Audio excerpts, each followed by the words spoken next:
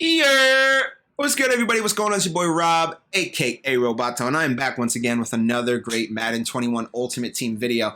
Now, we already talked about the card art and some extra mutt stuff, but this video we're going to go into the abilities, and I wanted to take a whole video here to dive into abilities because some of this stuff, to be very honest, was confusing to me at first, but then as it was explained a little bit more, kind of got a handle of what is going to be expected in Madden Ultimate Team. Now, it's a little change from last year, right? So we had the three X Factors last year. Their abilities, they're the only guys who are activated. This year, everything happens in points, and they'll go over it in the stream. Once again, it's Jake Stein, and it's Agent K on the EA stream that they did on Tuesday evening.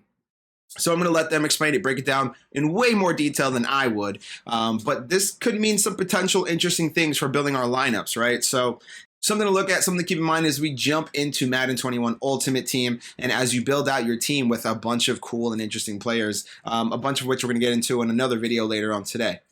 But go ahead, sit back, relax, check it out. Before we dive in, though, I want to thank everybody for stopping by. Make sure you subscribe if you already have it. Hit the little bell. Get notifications whenever I go live with more content. Also, let me know in the comment section below, what are you thinking about this new system? Do we like it? Do we hate it? What do we think? And also, thumbs up goal. 20 thumbs up, 20 likes. We hit that little 20 likes. I'll open a bundle first day on the Madden 21 stream. So go ahead and check me out. Located right here. All my channels are right there. We're going to have a good time this season, Madden 21. So let's kick back, relax, check out the abilities that are coming and all the cool X Factor things and point system that we have for these abilities in Madden 21 Ultimate Team. All right, let's go ahead and talk about ability points. You guys may have seen in the screen. Talk to me a little bit. I'm going to go back and I'm going to show the image of, Aaron Donald, and people will see, if you guys look at the bottom right-hand part of the item where it says sack the QB, you see kind of like 0 and you see 0 AP. We're going to be talking a little bit about what does that 0 AP mean? How does it kind of play a factor? So Jake,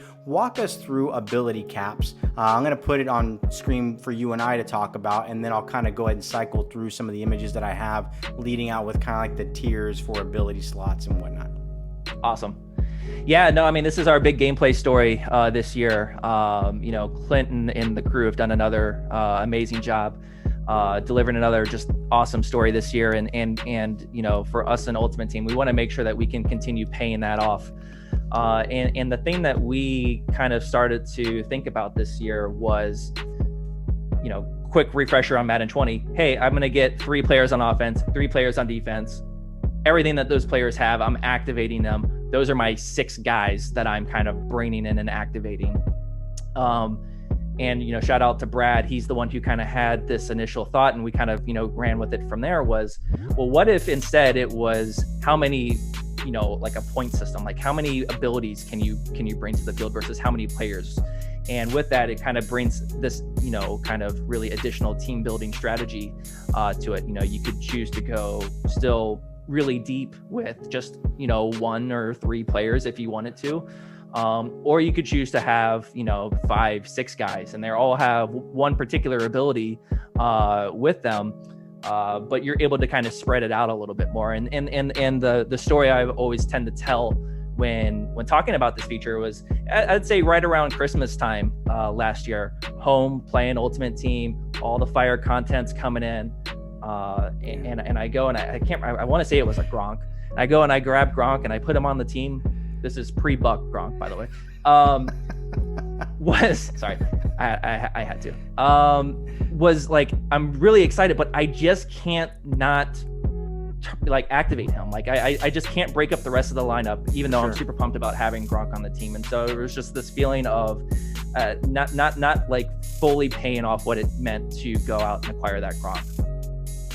And so super pumped that we were able to, again, kind of think more along the lines of, again, how many points do you have? And then, from there, when Brad and I were talking, I can still remember this, even though I haven't been to the studio in what feels like 5 years, I can still remember this conversation like it was yesterday. I go over, start talking with RG and a few other folks over there, and we start just riffing on this. And, kind of quickly, it's like, well, hey, Stein, like not every ability is, kind of created equally. Like there's obviously some that are more impactful than others. And it was like, well, cool. Well, what if we just put a point value on those and we could kind of tune it that way? So if it was Madden 20, your enforcers and escape artist and pass rush elites and all that were the ones that we kind of picked out as ones that needed to kind of cost more. And that's what that AP means. That AP is, kind of standing for ability point. And so just again, huge shout out to so many folks. I almost feel bad for starting to name people because I'm totally going to leave people off. But like Scandalberry, Nick Farah, these guys are just, played an instrumental role in making sure that we were able to kind of tune this appropriately as best as we could for launch. But as we kind of outline in the Gridiron notes as well, this is something that we kind of are positioning as a sort of balancing mechanic for us. Sure. So while an AP might come out and be a certain value, if that's something that we start to see and we have data to help kind of support that this thing is just not priced, if you will, or designed at the right value, we can go in and make those particular adjustments, and that's just going to be part of what it means to interact with this feature. It's to me it's awesome, right? And the other one that's really easy to go into is last year's Eric Dickerson's X Factor. This is a case where with that X Factor, we ended up making a balancing adjustment by changing the knockout conditions for Dickerson. In this particular system, we probably just would have increased it to like an 8 or a 9 or maybe even like a 10. And it's like, if you still want it, you still want to have it on, cool, you can do that, but you're probably sacrificing quite a bit in order just to have that X Factor on. So to me, I'm really excited about, again, one, the team building aspect to it, as well as some of the the capabilities that we're going to have to make sure that we are staying in touch with the meta and kind of can make those balancing adjustments. Cool. No, I apologize. The whole time you're talking, when you start name dropping people, I'm thinking about RG, and I want to pull like a shofar out and go, RG, I see you out there, man. And he's watching the stream. I'm giving him a shout out because this RG, we need to see you, man. We miss you. Hopefully we will hear from you here soon. He's been working hard, and just love that guy. So when you said that, I was like, man, I wish I had like a shofar. I could do something crazy like that, but I can't. All that, just moving aside. But do you want to talk about those ability, like the tier ability slots, and then we start showing some images about AP and kind of how it works? Or is there any more details you want to share about this? Yeah, I mean, we can talk about that in just a second. I think one thing that I haven't mentioned just yet is, these are going to be broken up by archetype as well. And so kind of like another way to kind of pay off, what an why it makes sense to, go after a particular archetype player versus another. So for instance, an easy example might be a field general is going to have access to conductor, and he might actually have like less requirements in order to access conductor, just like last year, but also his AP on conductor might be less than a scrambler quarterback, who is probably going to take longer to even be able to equip conductor. But once they do, it would also kind of count more towards, that AP total. Cool. No, that's good. It's good to hear. And then the last thing that you mentioned, again, because we have built this system, one of the things that we feel more comfortable doing is allowing more abilities to be put on any particular player. Because again, it's being balanced in a different way. And so we still have the 80, 85, 90, tier 1, tier 2, tier 3 that we had from last year. But as you can see here, at 98 and 99 overall, that will be when you get that 4th and 5th slot, if you will. So again, as the year goes on, you're going to have the opportunity to put more and better abilities on there. But again, you still will be beholden to the cap total. Now, when it comes to the cap total itself, right now, if you were to fire it up, that number is set to 10. We might have points in the year where we raise that up as we go on. So while it is set to 10 for now, as the year progresses, look out for that cap total to potentially update as well. Cool. I have some images here of Bobby Swags. We're going to go through. You'll see here, and Reach Elite, for example. I'm just gonna cycle through some images for you guys so that you can see. Jake has them. Just to kind of give a little bit of the context, you'll see like 1 AP, you'll see 2 AP, as Jake was saying. As we look at, for example, goal line stuff, you have 3 AP. And then like Avalanche, what's interesting though, Jake, over here is like with Avalanche, right? We noticed that it says 0 AP. Can you talk to us about that? And I have that screen up here right now because I know that's an important factor. Yeah, it is.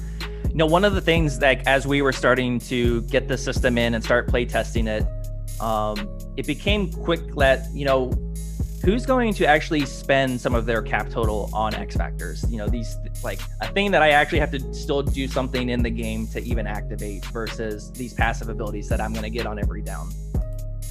And so the thing that we wanted to do was, because you can still only activate 3 X factors on each side of the ball, that was sort of a system that was going to make sure that just didn't blow up.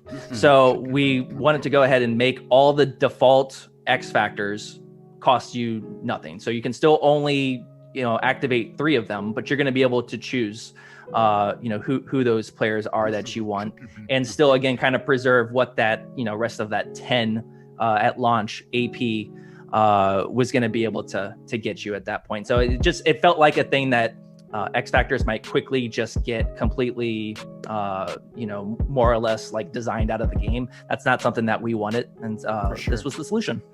Well, and I have a screenshot right here where you'll see like the active superstars. You're picking them on each side of the ball. But there's also, if you look at this screen, if you look at Bobby Wagner, he has like a number 2. He has some stuff at the very underneath it.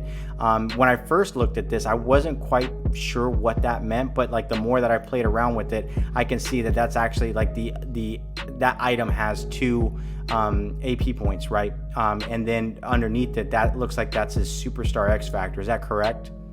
Yeah, you nailed it. Yeah. And so, what this really turns into, I think I'm always looking for, and the team is always looking for, are there more, I kind of call them like capturable screens, like screens that just are like really impactful, that you're really excited to like capture it and share it out with your friends and share it on social media.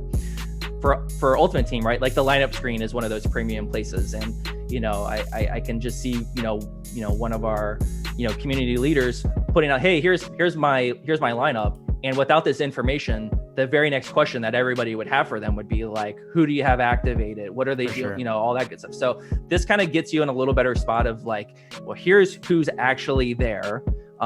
Here's how much that they're counting towards. And yeah, if they have an X factor, we're going to show you the X factor sign. If they don't, we default to the superstar ability logo that you can also see over there.